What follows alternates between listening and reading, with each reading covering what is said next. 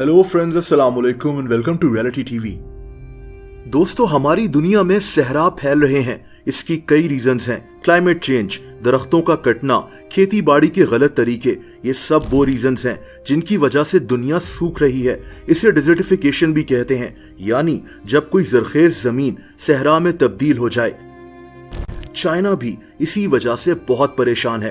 एक रिसर्च के मुताबिक चाइना का 27% हिस्सा इस वक्त इसी मसले से गुजर रहा है, यानी चाइना की जमीन बंजर हो गई है, जिसकी वजह से चाइना के 40 करोड़ लोग मुतासिर हुए हैं।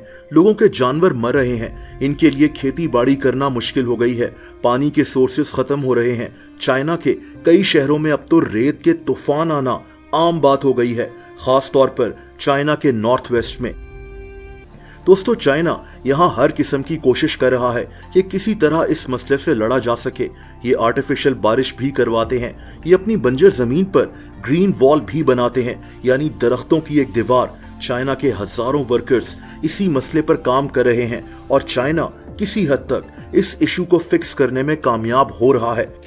2009 से 2019 तक चाइना के बंजर इलाकों में 50,000 स्क्वायर किलोमीटर्स तक की कमी आ गई है। लेकिन चाइना ने ये कैसे किया? चाइना अपने बंजर होने वाले इलाकों को किस तरह से जरखेज कर रहा है?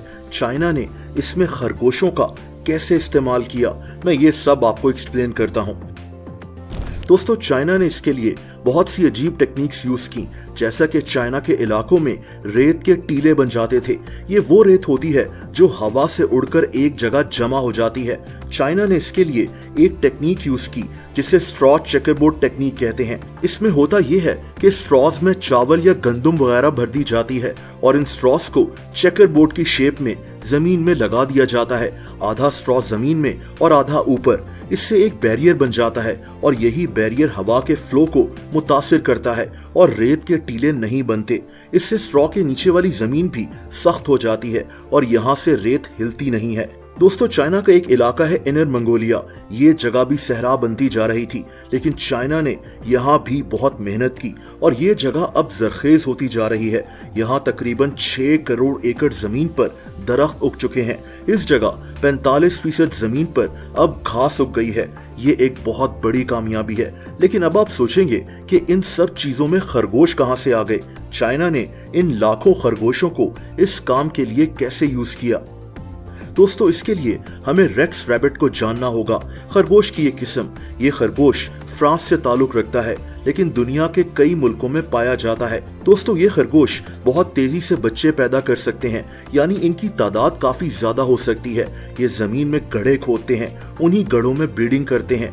ये खाने की तलाश में भी जमीन को खोद रहे होते हैं और इसी वजह से जमीन को बहुत फायदा होता है। इससे मिट्टी और फिजा के दरमियान गैसेज एक्सचेंज होती हैं, जो पौधों की ग्रोथ के लिए बहुत जरूरी हैं। अब हम चलते हैं चाइना के एक सहरा में। इसे कबूशी डेजर्ट कहते हैं। चाइना ने इन खरगोशों को इसी सहरा में यूज किया था ताकि इस सहरा को जरखेज किया जा सके। लेकिन कैसे? दोस्तों, एक पौधा होता है जिसे विलो प्लांट कहते हैं। चाइना के इस सहरा में इसी पौधे को लगाया जा रहा था क्योंकि ये प्लांट्स मिट्टी को अपनी जगह संभाल कर रखते हैं। ये पौधा सहरा में आसानी से लग जाता है क्योंकि इनको ज्यादा पानी की जरूरत नहीं होती। चाइना 1988 से ही इस सहरा में विलो प्लांट्स लगा रहा है। बाद में चाइना ने यह किया कि इस जगह खरगोश फैलाना शुरू कर दिए, यानी रेक्स रैबिट्स। ये खरगोश जब यहाँ लगी घास वगैरह खाते थे तो इस घास के बीज इनसे हजम नहीं होते थे। ये बीज हजम नहीं कर सकते। दोस्तों, इसीलिए जब ये खरगोश अपना वेस्ट मटेरियल निकालते तो वो बीज भी निकल जाते और यही बीज रेत में फर्टिलाइजर का काम करते थे, जिसकी वजह से ये सहरा जरखेज होना शुरू हो गया और यहाँ फसलें भी उगना शुरू हो गईं। चाइना पिछले 10 सालों में 10 लाख से ज्यादा रेक्स रैबिट्स यहाँ छोड़ चुका है। वहां के लोकल लोग बाकायदा रेक्स रैबिट्स की ब्रीडिंग करते हैं।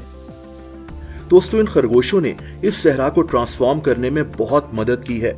इसके अलावा भी चाइना ने बहुत सारे स्टेप्स उठाए हैं। सिर्फ इन खरगोशों की वजह से ये सब नहीं हुआ। बहरहाल, आज तकरीबन 33% कबूशी डेजर्ट ग्रीन हो चुका है। इसके इर्द गिर्द अब कई गांव आबाद हो गए हैं। वो लोग जो ये जगह छोड़कर जा चुके थे वो भी अपने घर वापस आ गए हैं। यहाँ जानवर भी वापस आ रहे हैं। चाइना की हुकूमत ने इस सहरा में एक सोलर फार्म भी लगा दिया है, चाइना का सबसे बड़ा सोलर फार्म, जिससे चाइना को 1000 मेगावाट्स बिजली पैदा होती है। इस सहरा को चाइना ने जैसे ट्रांसफॉर्म किया है, ये एक बहुत बड़ी बात है। दोस्तों, आज भी कबूशी डेजर्ट में रैबिट फार्मिंग की जाती है। यहाँ लाखों खरगोश मौजूद हैं जो अपने आप में एक पूरी इंडस्ट्री बन गई है। आप इमेजिन करें कि इस वजह से कितने करोड़ लोग गुर्बत से बाहर आ गए होंगे। दोस्तों, अगर आप मुझे इंस्टाग्राम पर फॉलो करना चाहें तो उसका लिंक नीचे डिस्क्रिप्शन में मौजूद है।